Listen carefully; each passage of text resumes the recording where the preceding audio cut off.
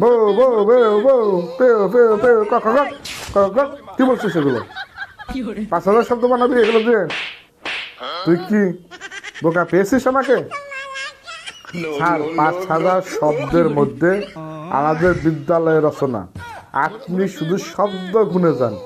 তারপরে মুরগিটা আরো জোরে জোরে লাফাইতে লাফাইতে লাগলো আর চিল্লাইতে লাগলো কক কক কক কক কক কক কক কক কক। বাপ রে বাপ, তুই কক কক কক কক কি করছস?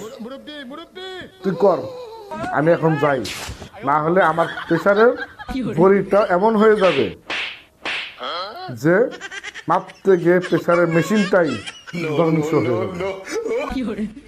বন্ধুরা, 5,000 শব্দের মধ্যে আমাদের বিদ্যালয়ের রচনাটা কেমন লাগলো আপনারা কমেন্টসে জানাবেন।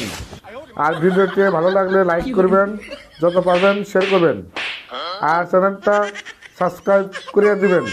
আমাদের সাথে থাকবেন, হাসতে থাকুন, সুখে থাকুন। যত বেশি হাসবেন তত বেশি সুখে থাকবেন।